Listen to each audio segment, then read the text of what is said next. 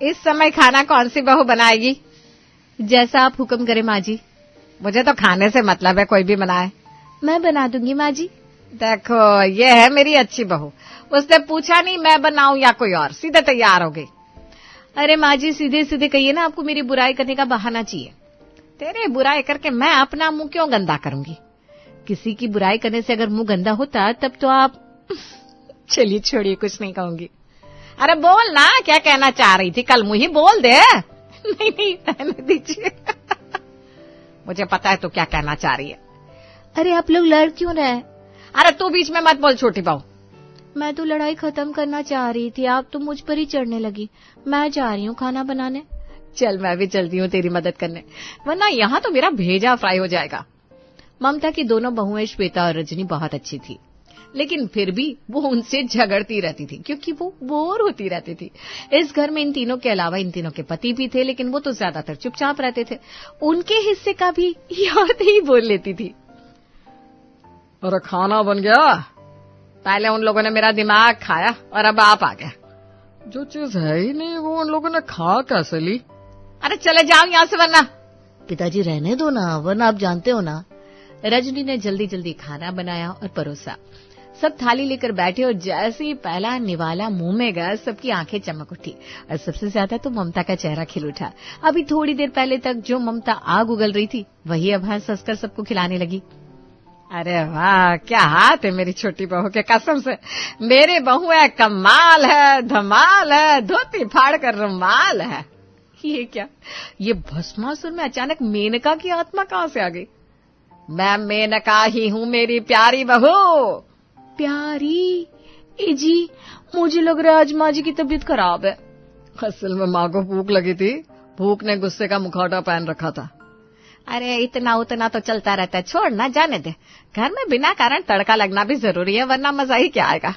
बिल्कुल सही कहा माँ, आप तो हमारे घर की मसाला डिब्बी हो और मैं वो डिब्बा जिसे कोई खोलता ही नहीं। सब जोर जोर से हंस पड़ते हैं। खाना खत्म हुआ, माहौल हल्का फुल्का हो गया, लेकिन रजनी का मन अब घर में नहीं लग रहा था। वो थाली समेटते ही बाहर की ओर निकल पड़ी। अरे रजनी बहू कैसी हो? बस ठीक हूँ दीदी, आप सुनाओ। क्या सुना है, देखो ना कितना प्यारा गांव है हमारा। चारों तरफ हरियाली, चिड़ियों की चहचहाट, खेत खलियान, मन को शांति मिलती है। लेकिन शहर जैसा तो कुछ भी नहीं है, शहर की बात ही अलग है। अरे बहू गांव छोड़कर शहर में क्या मिलेगा? शोर, धुआं और भीड़। नहीं, आपके लिए शायद धुआं और भीड़ हो, मेरे लिए तो शहर जन्नत है, वहाँ तो सपने पूरे होते हैं। दूर से हर चीज चमकती है, असलियत में उतनी चमक नहीं होती। दूर से देखा तो पानी नीला था, नजदीक जाकर देखा तो टॉवेल गीला पड़ा था। ये कैसी मिसाल थी? खैर चाहे जो भी हो, मैं एक दिन जरूर शहर जाऊंगी। रजनी की आंखों में चमक थी, जैसे किसी ने उसमें शहर की टिमटिमाती बत्तियां भर दी हो। अगले दिन रजनी आंगन में बैठी थी, तभी एक छोटा बच्चा दौड़ता हुआ आया। रजनी दीदी सुनो ना, 2 गली छोड़कर मुन्ना चाचा के घर पुणे से कोई आया है। क्या सच में? अरे मैं तो मानो लॉटरी जीत गई। वो फौरन उठ खड़ी हुई और नाचने लगी। रजनी पहले घर का काम तो निपटा, बाद में जाना मिल रहा है। माँ जी काम तो हर रोज होता रहता है, लेकिन शहर का आदमी पहली बार आया है, पहले मैं उससे मिल लूं फिर काम कर लूंगी। अरे बहन जिद मत कर, बाद में मिल लेना। नहीं दीदी आप समझो, ये मौका बार बार नहीं मिलेगा। रजनी दौड़कर कमरे में गई, अलमारी खोली और सबसे चमचमाती साड़ी निकाल कर लाई। उसने जल्दी जल्दी बाल संवारे, माथे पर बड़ी सी बिंदी लगाई और होठों पर गहरा गुलाबी रंग। जैसे ही आईने में खुद को देखा, उसके चेहरे पर फिल्मी हीरोइन वाली मुस्कान आ गई। आज तो मैं हम आपके हैं कौन की श्रीदेवी लग रही हूँ। हम आपके हैं कौन में तो श्रीदेवी है ही नहीं। ठीक है ना, कोई बात नहीं, लेकिन मैं श्रीदेवी लग रही हूँ। कुछ ही देर में रजनी मुन्ना चाचा के घर पहुंच गई। वहाँ खड़ा था प्रेम, पुणे से आया हुआ, लंबा चौड़ा शहरिया स्टाइल का। नमस्ते जी, आप पुणे से आए हो? हाँ जी, क्यों, कोई मंगल ग्रह से आया हुआ समझ रही हो क्या? मेरे लिए तो पुणे मंगल ग्रह ही है। आपसे मिलना सपना पूरा होने जैसा है। बताइए ना, शहर में क्या क्या और कैसा कैसा होता है? अच्छा तो सुनो, हमारे शहर में बड़े बड़े पुल हैं जिन पर ट्रेनें दौड़ती हैं, गाड़ियां इतनी तेज भागती है कि मिनटों में मंजिल पर पहुंचा देती है। सच? और ऊंची ऊंची इमारतें इतनी ऊंची के बादल छूले, चारों तरफ रोड का जाल और रात को सब चमक उठता है जैसे तारे धरती पर उतर आए हो। रजनी प्रेम की बातें सुन सुनकर जैसे सपने में चली गई। घंटों वहीं बैठी रही, सवाल पर सवाल करती रही। आखिरकार जब घर लौटी तो सबके चेहरे तमतमाए हुए थे। कहाँ थी इतनी देर से? सब भूखे बैठा है। अरे खाना तो बनाकर जाती। देख लिया, शहर का आदमी देखकर ये तो पगला ही गई है। रजनी ने परवाह नहीं की, सीधे किचन में घुसी और नाचते गाते खाना बनाने लगी। मैं तो शहर जाऊंगी, शहर की हवा खाऊंगी, ला ला ला ला ला ला ला ला ला। भगवान, ये लड़की तो पागल हो गई है। पगली सही, लेकिन खाना तो जल्दी बना दे। रजनी ने मजे मजे में खाना तैयार किया, सबको परसा और खुद भी हंस कर बैठ गई। अगले दिन सुबह का वक्त था। ममता अपने कमरे में बैठी बैठी ऊब रही थी। तभी फोन की घंटी बजी। ममता ने फोन उठाया और जैसे ही दूसरी तरफ की आवाज सुनी, उसके चेहरे पर खुशी की झड़ी लग गई। आंखों की झुर्रियां तक मुस्कुरा उठी। अरे सच कह रहे हो? अच्छा अच्छा अच्छा, वाह रे वाह। सुना सुना सब लोग, एक बड़ी खुशखबरी है। क्या हुआ माँ? अब कौन सी नई बमबारी हो रही है? देख लेना, हो सकता है बिजली का बिल आधा हो गया हो। अरे नहीं, हमारा भतीजा सोहन मुंबई से आ रहा है। ये सुनते ही घर में हलचल मच गई।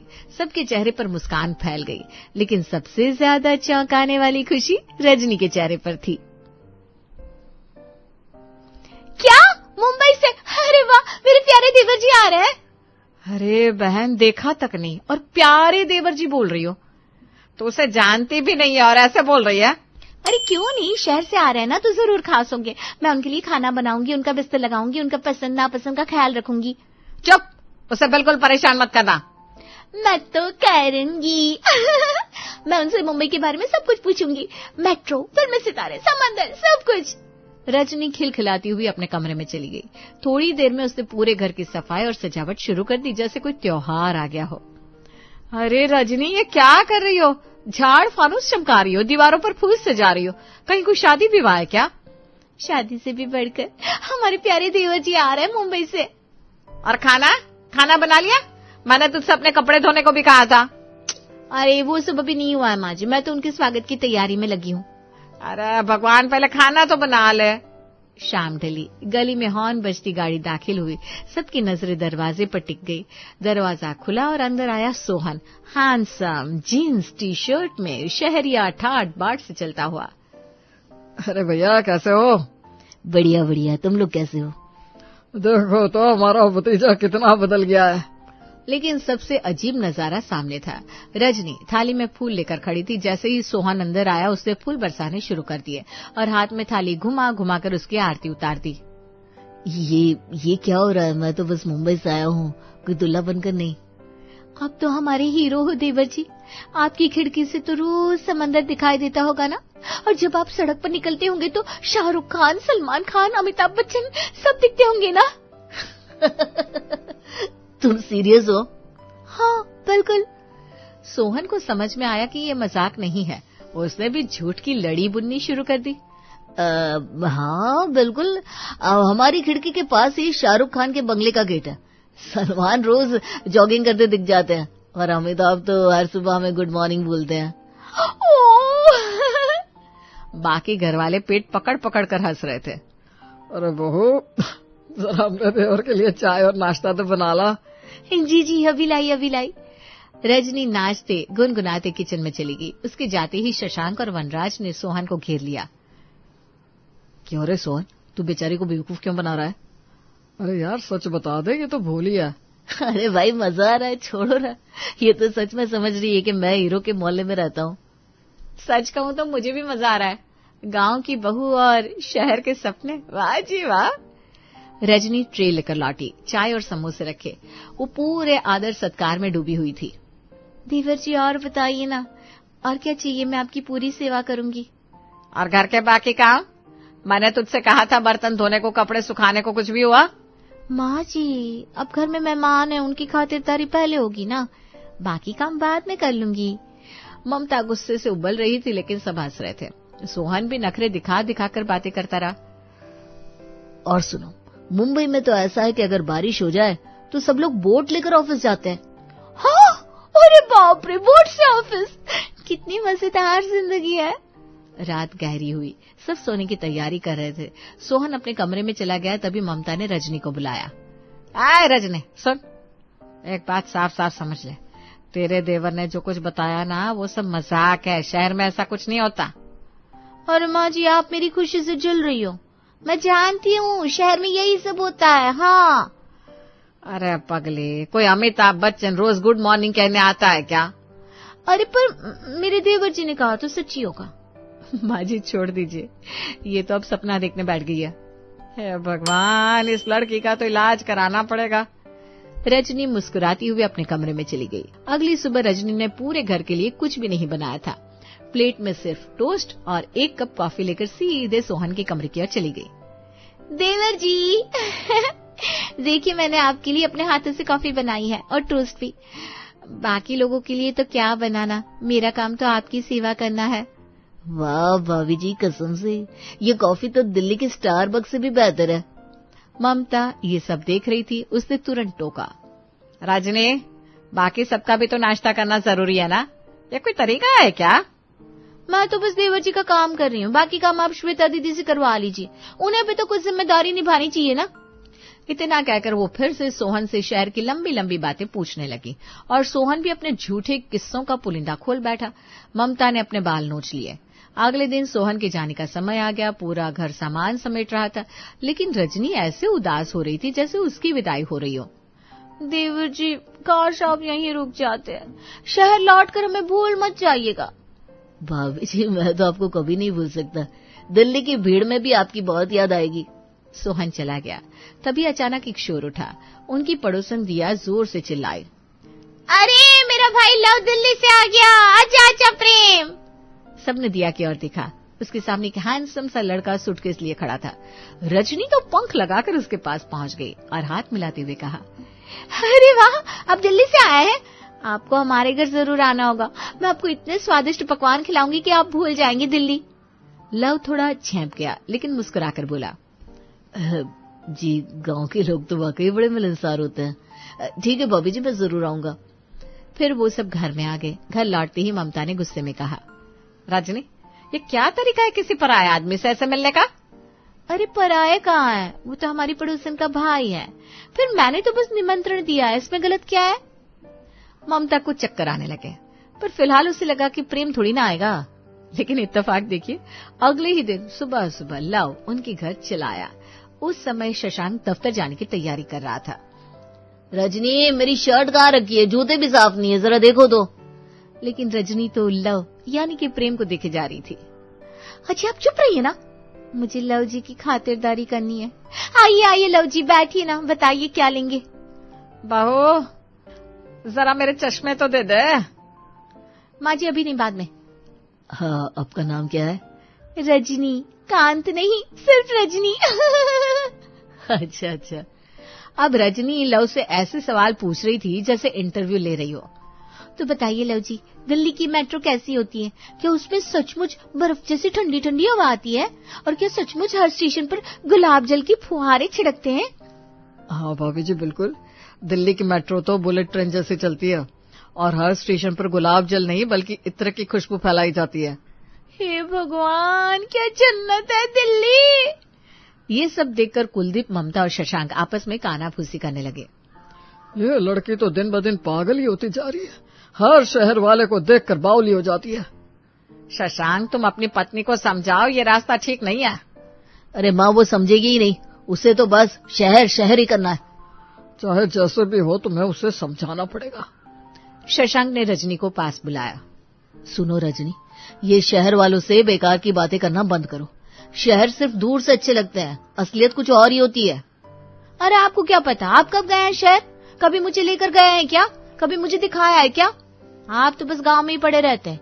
मैंने फिल्मों में देखा है, दिल्ली में प्यारी प्यारी मेट्रो चलती है, मुंबई में जुहू चौपाटी पर लोग नारियल पानी पीते हैं, और बेंगलुरु में तो हर पेड़ पर मोबाइल लटकते हैं। और आप कहते हो शहर अच्छे नहीं होते। ठीक है, अगर तुम्हें इतना ही शौक है ना, तो मैं तुम्हें शहर की असलियत दिखा कर लाऊंगा। चलो तैयार हो जाओ, हम लोग शहर चलेंगे। सच? आप मुझे शहर ले चलेंगे? हे भगवान, ये दिन भी देखना था। वो ऐसे उछलने लगी जैसे कोई लॉटरी जीत गई हो और पूरा घर उसे देखकर माथा पकड़कर रह गया। शशांक ने अगले ही हफ्ते की दिल्ली की टिकट सबके लिए कटवा दी। हे भगवान, अब मैं सचमुच दिल्ली देखूंगी। अब तो मैं अपनी सबसे अच्छी साड़ी पहनूंगी और नई चूड़ियां भी खरीद लूंगी। वहाँ सबको दिखाऊंगी गांव की बहू भी किसी से कम नहीं होती। हाँ, देखना 2 दिन में ही इसके सपनों के पर निकल जाएंगे। आखिरकार वो दिन आ गया। ट्रेन से दिल्ली पहुंचती ही रजनी की आंखें चमक उठी। वाह, ये है दिल्ली। बड़े बड़े पुल, ऊंची ऊंची इमारतें, लगता है जैसे मैं फिल्म की हीरोइन बन गई हूँ। पहले कुछ घंटों तक तो वो सड़कों पर कारों की भीड़ देखकर निहाल हो रही थी, लेकिन धीरे धीरे उसके चेहरे पर परेशानी दिखने लगी। अरे ये क्या हो रहा है? सांस क्यों नहीं आ रही? जैसे किसी ने गले में धुआं भर दिया हो। इसे प्रदूषण कहते हैं श्रीमती जी, यही है असली दिल्ली। कोई बात नहीं, चलो ना मेट्रो में चल जाए। वहां तो ठंडी ठंडी हवा आती होगी ना। वे लोग मेट्रो स्टेशन की तरफ बढ़ रहे थे कि अचानक भीड़ में से किसी ने रजनी का पर्स खींच लिया। ओए, मेरा पर्स कोई ले गया। अरे भाई, किसी ने देखा क्या? वो इधर उधर दौड़कर लोगों से पूछने लगी, लेकिन वहाँ किसी ने उसकी बात सुनी तक नहीं। अरे सुनिए तो, कोई मदद कीजिए। अरे भागो, फालतू में परेशान मत करो। मैं oh please go to hell. हे भगवान, हमारा गांव होता तो सब लोग तुरंत भागकर मदद करते। यहाँ तो किसी को परवाह ही नहीं है। अब चुप हो जाओ, चलो प्रेम के घर चलते हैं।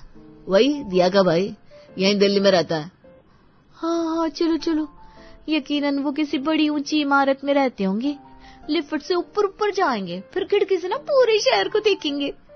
वो लोग मेट्रो में पहुंचे तो मेट्रो में इतनी ज्यादा भीड़ थी कि रजनी के मुंह पर लोगों की कोहनियां पड़ रही थी। बेचारी घायल सी हो गई। मेट्रो की ठंडी हवा का तो नहीं पता, लेकिन लोगों की गर्मा गर्म कोहनियां जरूर खाई मैंने। यही है शहर मेरी जान। कुछ देर बाद जब वे प्रेम के घर पहुंचे तो रजनी का सपना चूर चूर हो गया। वो जगह एक तंग गली में थी, चारों तरफ कचरे के ढेर और बदबू। प्रेम का छोटा सा फ्लैट ऊपर से अंधेरे कमरे में था। ये क्या है? ये है दिल्ली का घर? अरे यहाँ तो सांस लेना भी मुश्किल है। अरे श्रीमती जी, यही असली दिल्ली है, फिल्मों वाली नहीं। रजनी, शहर में सिर्फ चमक दमक नहीं होती, यहाँ भीड़ है, प्रदूषण है और लोगों के पास वक्त बिल्कुल नहीं। रजनी का चेहरा लाल हो गया। वो गुस्से से प्रेम की ओर मुड़ी। तुमने मुझे झूठी बातें बताई। बोले थे दिल्ली में तो गुलाब जल की फुहारें होती है, मेट्रो बुलेट ट्रेन है, लोग फूल बरसाते हैं, और ये सब क्या है? ये तो धोखा है। वो मैं तो बस मजाक कर रहा था भाभी जी। रजनी उसे मारने आगे बढ़ी तो ममता ने तुरंत उसको पकड़ लिया। अरे बस कर, चल यहाँ से निकलते हैं। हम तो तुझे बस यही दिखाने लाए थे कि शहर उतना अच्छा नहीं है जितना तू सोचती है। तुझे हमारी बात पर यकीन ही नहीं था। रजनी की आंखों से आंसू बह निकले। आप सही थी, गांव ही असली जन्नत है। वहाँ लोग साथ खड़े होते हैं, दुख सुख बांटते हैं। यहाँ तो इंसान बस अपने अपने में खोए रहते हैं। आप सब माफ कर दो मुझे। अब मैं कभी भी शहर के पीछे नहीं भागूंगी। गांव ही हमारी असली ताकत है। ठीक है, तो अब वापस चलते हैं और गांव पहुंचकर तुम्हें ढेर सारे आलू के पराठे खिलाऊंगा, वो भी बिना प्रदूषण के। हाँ, और वहाँ कोई पर्स भी नहीं चुराएगा। पूरा परिवार हंसते हुए गांव लौट पड़ा और रजनी की आंखों से शहर का भ्रम हमेशा हमेशा के लिए उतर गया।